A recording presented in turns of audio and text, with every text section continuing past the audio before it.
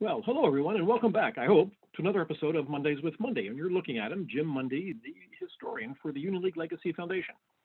So this video is being broadcast for the first time on January the 25th, which means 5 days ago, on January the 20th, we inaugurated a new administration and a new president. And that brought back in mind a little movie once upon a time called Mr. Smith Goes to Washington. And given everything that's going on, I thought that was really interesting because the Union League has its own version of Mr. Smith, believe it or not. And I'll bet nobody knows who this is. Although if you've listened to me over the last few years, you might have a guess, but let's go and find out who it is, all right? So I'm going to go right into our PowerPoint. I will do this again. And, okay, we're almost there. Hey, how do you like that? It worked. I don't know why I'm always surprised that it does. Okay. So a League member goes to Washington, and it's not, it was not Jefferson Smith, believe it or not, or Jimmy Stewart for that matter. Anybody take a guess yet? Okay, no? All right, let's go find out. This fellow, Thomas Bayard McCabe, who was born in Whaleyville, Maryland in 1893. And Whaleyville, Maryland is in the Delmarva Peninsula, just south of the Delaware-Maryland border, at the very southern part of Delaware itself. And Whaleyville was named after his mother's family, who were the Whaleys. And Mr. McCabe, father, William, was a banker and insurance guy in Selbyville, Delaware, north of the border, all right, in southern Delaware. And he would eventually become the state of Delaware's commissioner for banking and insurance. So clearly banking was in Mr. McCabe's future because he played a big role in it in this country. And we'll get to that in just a few minutes. So now we know who our Mr. Smith is, right? Thomas Bayard McCabe. And let's move on. Okay. In 1915, Mr. McCabe graduated from Swarthmore College with an associate's degree in economics.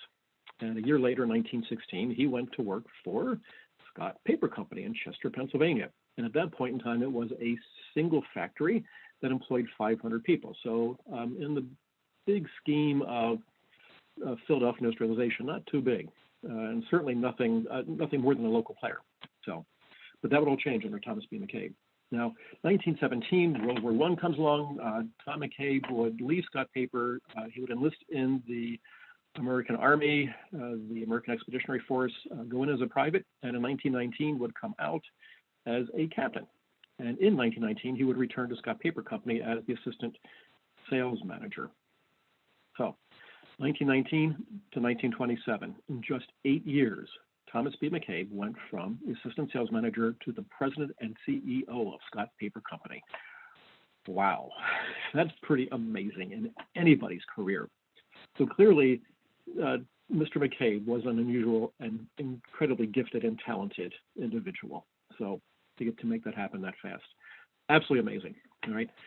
And when Mr. McCabe left Scott Paper after 64 years in 1980, Scott Paper, and we'll take some looks at it here, Scott Paper was now a multinational corporation with 60 manufacturing plants around the world, 40,000 employees, and an annual income of over $2 billion, which is astounding. So this is the plant in Chester that Mr. McCabe, you saw the previous photograph, right, or image, and this is Chester, and on the left-hand side, you see that wonderful tower, and here we have it.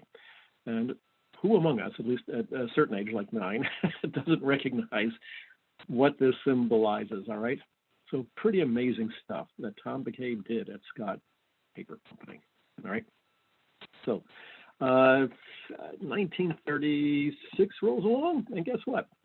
Tom McCabe's going to join the Union League, all right? This is his application. And what's interesting is that when you look at it and you see the question, what is your politics? He says Republican.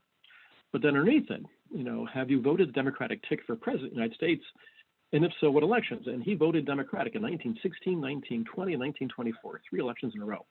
So Mr. McCabe described himself as a middle-of-the-road Republican. Those are his words, mine, okay? So that helps set us up for a few things. And we'll see what happens next, won't we? Okay. And this is Mr. McCabe in that time period, actually, because in 1937, all right, a year after he becomes a League member, he was appointed as a Class C director to the Federal Reserve Board, Bank Board in Philadelphia, and in 1939, he would become the chairman of the Philadelphia Federal Reserve. So, as we mentioned, banking's in his background, and it's going to come into his own life as well. So he's still at Scott Paper during all this time. 2 years later, though, 1941, World War II comes along, and Tom McCabe would enter the administration of Franklin D. Roosevelt in various positions. Initially, he would become the assistant director for the Lend-Lease program, which is incredibly important for America's largest ally, England, at that point in time. He would also be appointed to the War Production Board, which you can imagine how important his skills as a manufacturer were for that, making it successful. And between 1944 and 1945, he was the special assistant to the Secretary of State. Wow, big stuff. All right. So Mr. McCabe is clearly a man of national prominence and importance at the same time. So World War II ends in 1945, and in 1946, he would be awarded the Medal of Merit, which at that point was this country's highest award for a civilian, and he deserved every bit of it, I'm sure. So get back to money, the economy. All right, it's tough to take a wartime economy and spin it around into a post-war economy without creating all kinds of issues, specifically inflation, because during the war, the Federal Reserve, this is the Eccles Building in Washington, D.C., the Federal Reserve had agreed to peg the interest rate charged the Treasury Department at 0.375. And the Treasury Department's job during the war was to raise money to pay for the war itself.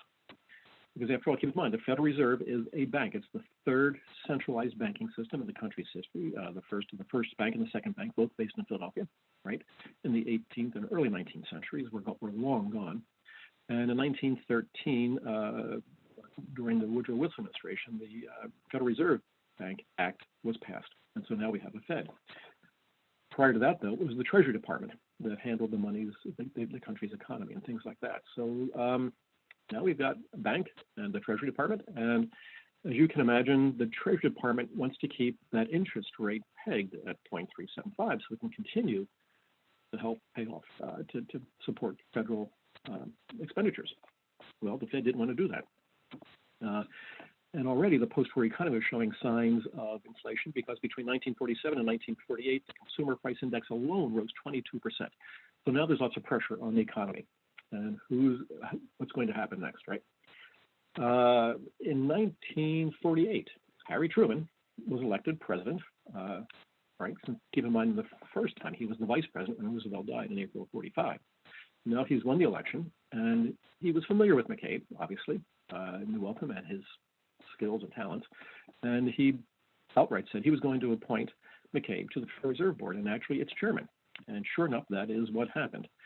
And McCabe did become the chairman of the Federal Reserve in 1948. But during his nomination hearing, he warned the Federal Reserve Committee that,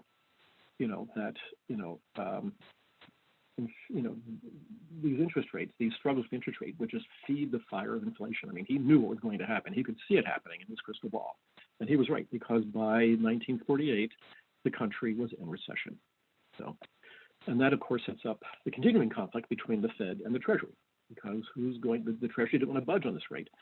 And Truman's only solution was to create a committee that would study the issue and come up with a solution. And sure enough, they did. So in 1951, this committee, with both McCabe and the Treasury chairman named John Snyder, agreed to this accord. And the gist of it was that the Fed was no longer required to monetize federal debt at a fixed interest rate. So the Fed can now raise its interest rates, okay? And that was Thomas McCabe's ultimate, if you will, gift to the Federal Reserve. Because what McCabe did is he has now established the independence of the Federal Reserve Bank from the Treasury Department and from the rest of the government. And that is his lasting legacy, because to this day, the Federal Reserve maintains that right. And I mean, it's in the news all the time. I mean, it's something that we all live with all the time. What is the Federal Reserve going to be, and how does it affect us? And so McCabe himself said that, he maintained the independence of the Federal Reserve. And that was his legacy in the government service. So our Mr. Smith, our Thomas B. McCabe, went to Washington and created what we think of today, or at least saved our modern Federal Reserve banking system. So, all right. Now, but Mr. McCabe paid a price for that, unlike Jefferson Smith. John Snyder, after all these battles, went to Truman and said to him that he could no longer work with Thomas B. McCabe. And so Truman got McCabe's resignation in April of March of 1951. So McCabe came back to Philadelphia and never went back to Washington. Okay. So, but that's not the end of Thomas B. McCabe. As you can imagine, somebody of that importance, national, international, just doesn't disappear. But McCabe on his own, though, 2 years later, in 1953, and this is he. Great photograph, isn't it? I like this photograph a lot. You can tell that he's a serious man, but good stuff there. All right. And so in 1953, Thomas McCabe organized a group of approximately 50 national industrialists who all donated money, and they created the Eisenhower Fellowships. And this was Thomas B. McCabe's birthday present to Dwight Eisenhower on his first birthday in office in 1953. And these Eisenhower Fellowships are still around to this day, and they're still headquartered in Philadelphia on South 16th Street, just a block away from the Union League building, which I think is rather symbolic, perhaps. So McCabe left many different legacies in American history, and this is one that nobody thinks about anymore, but he deserves all the credit for it. So now that's not all. In 1962, the Union League celebrated its centennial, right? It was organized in December of 1862. So it's 100 years old. And who better than Thomas McCabe to be the president of the Union League of Philadelphia? And he served for that 1 year. And this is he in his office. And most of you probably recognize that elephant. It's sitting in the main hallway on the first floor, right? Okay. And you'll recognize the wainscoting or the paneling behind him, because that is actually today's Wi-Fi room, believe it or not. But back then it was the president's office and sometimes the general manager's office. So that's Thomas B. McCabe, the president of the Union League, during its centennial. We are in 1962. Okay. All right.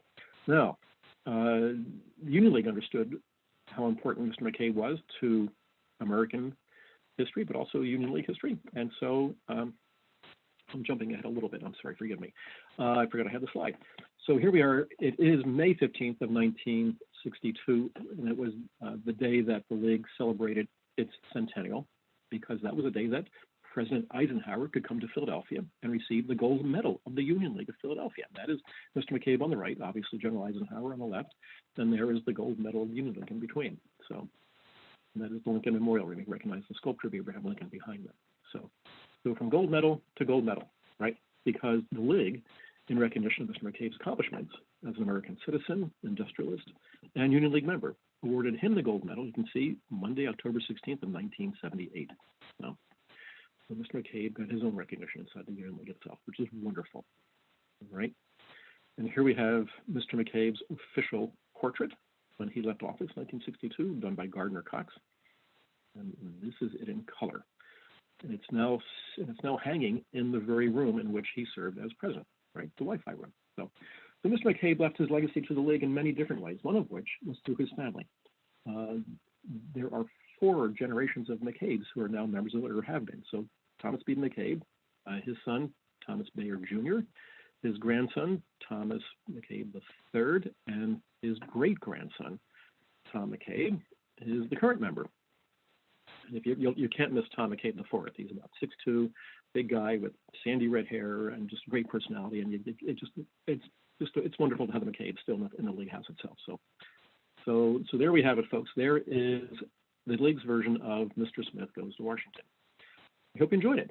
And the next time you're in the house, I would encourage you all to go into the Wi-Fi room, the Wi-Fi cafe, and take a look at the painting. It's to the left of it's to the right of the fireplace. It's a good painting to begin with, and you kind of get the sense of who Thomas B. McCabe is just looking at him in his portrait, with the arms folded, and you can look at that, the look on his face. He knows he did something important, and so do we. So that we're going to wrap up today's program. So thank you all for watching and listening.